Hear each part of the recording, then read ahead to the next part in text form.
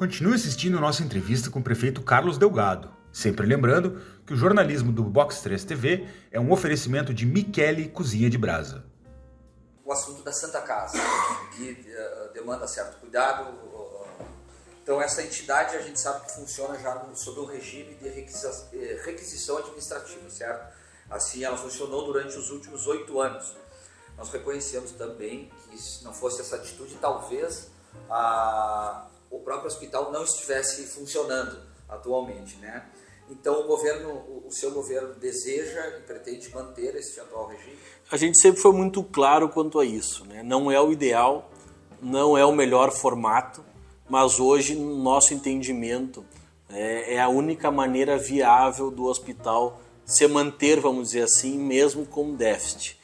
Isso é importante, a gente, desde a requisição, não significa que o hospital tem um superávit, não. Ele sempre fecha com déficit, mesmo a gente aportando recursos públicos para o hospital. O que, na verdade, você tem é um ganho de serviços, e não um fechamento de serviços, o qual o hospital permanece, felizmente, prestando para a população da Uruguaiana. E quando a gente fala, é muito mais do que manter um hospital aberto, O atrativo de desenvolvimento econômico passa para um município também ter um hospital. É um hospital que não atende só a Uruguaiana, atende a região, e isso demonstra o tamanho e a importância do nosso hospital para a fronteira oeste. Também estamos imbuídos junto à Unipampa para o nosso hospital regional, que seria realmente o nosso sonho para que a gente pudesse também desafogar a nossa Santa Casa, diminuir ele também de tamanho e tornar ele administrável, vamos dizer assim, sem a intervenção. Então, a gente trata paralelamente as duas questões, mas hoje... Como anda a articulação articulação do hospital? Agora, 24, salvo engano, nós vamos ter em Bagé uma reunião com a Unipampa, já convidou a representação do município, onde virá a ministra da Saúde e também irá se tratar deste assunto. Então, a prefeitura acompanha para e passo também a Unipampa, a universidade e o comitê que se tem hoje para a busca desse hospital. Então, é de total interesse da prefeitura de Uruguaiana que a gente possa viabilizar também esse hospital, mas a gente não pode descuidar daquilo que a gente tem hoje e que, felizmente, salva muitas vidas. Então, é uma questão, como eu digo, não é o ideal, há uma disponibilização maior de recursos do orçamento do município para a manutenção do hospital, o que muitas vezes compromete, inclusive, algumas áreas da saúde do município de não ter um maior aporte financeiro, mas pelo seu tamanho, pela sua proporção, hoje se justifica a gente poder estar sob intervenção a Santa Casa para que a gente possa mantê-la de portas abertas. Eu só gostaria de perguntar, e corrija-me, por favor, se estiver equivocado, porque não conhecemos tantos meandros, digamos, jurídicos dessa atuação mediante requisição administrativa. Sim. Aí eu lhe pergunto, esse tipo de gestão, ele não exige processo licitatório para aquisição? Ele é de prazo indefinido. Na verdade, a requisição foi um acordo junto ao Ministério Público, não tem prazo definido. Então, se alterou a gestão municipal, e a gente já comunicou ao Ministério Público também da nossa disponibilidade em manter dessa operação, justamente pela necessidade. Mas é um regime próprio no qual o hospital não precisa, por estar em intervenção, ele não se adapta, vamos dizer assim, às leis de licitação, no qual as compras... Mas ainda assim ele precisa prestar contas, correto? Sim, com certeza. Agora desculpa se eu preciso te apertar, Claro. Mas como órgão fiscalizador, a gente não consegue achar no site da Santa Casa as despesas, contas, desde julho de 2024. Isso é uma das questões que a gente também tratou na comissão de transição e uma das quais a gente já conversou com o administrador do hospital e que a gente precisa modificar, justamente por a gente ter essa intervenção, entender dessa pronta resposta para a comunidade de Uruguaiana, que sempre abraçou o hospital, sempre foi muito solícita e ainda é com o nosso hospital, mas a gente precisa ter tudo às claras e prestar essa informação através da transparência é fundamental.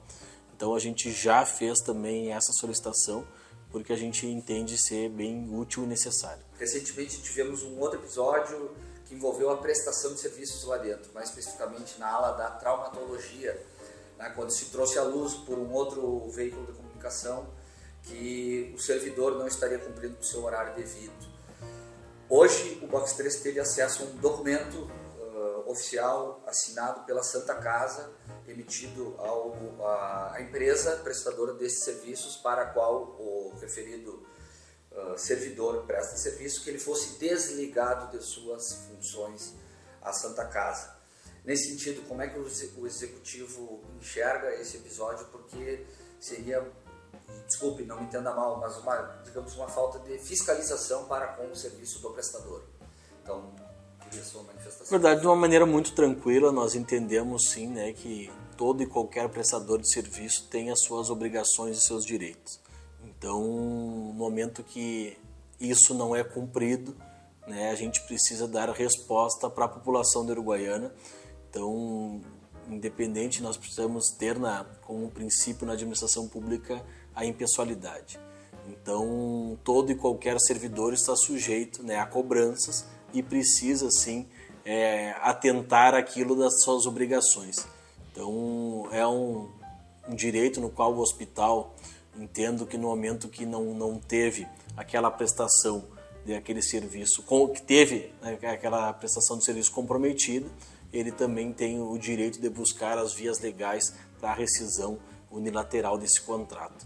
Então, de uma maneira muito tranquila, mas a gente entende sim que, como eu falei no início, né, o mais importante é aquilo que a gente entrega para as pessoas, é aquilo que a gente tem por missão aqui preservar, e a saúde é fundamental. Então, de uma maneira muito tranquila, e a gente precisa sim que todas as pessoas nesse momento de dificuldade, vamos dizer, como um todo no nosso hospital, mas seja na saúde, nos postos, nas SFs, todo aquele servidor tem que estar engajado com o projeto, né? E como a gente diz, né, quem a gente tem que dar satisfação é a população da Uruguaiana, e essas pessoas que realmente fizeram jus a qual a gente está nesse cargo. Então, a Santa Casa precisa sim ter essa autonomia de gestão, né, no entendimento que a gente, de maneira alguma, há uma interferência na questão técnica e administrativa, mas também, como a gente falou anteriormente, ela precisa sim ter uma maneira transparente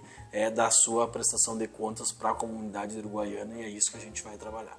Para a gente finalizar, a parte de desenvolvimento econômico também, uma das questões que a gente já viu que foi abordada e que a gente quer levar adiante, justamente por fazer parte do nosso pilar econômico, como a gente diz, tanto o comércio tradicional, o nosso setor primário, mas a gente também quer dar uma atenção ao comércio exterior, né? E a gente vai a Brasília em fevereiro, justamente levar a nossa reivindicação contra o pedagiamento da ponte. Perfeito. Nós trouxemos, o Box 3 trouxe. Sim.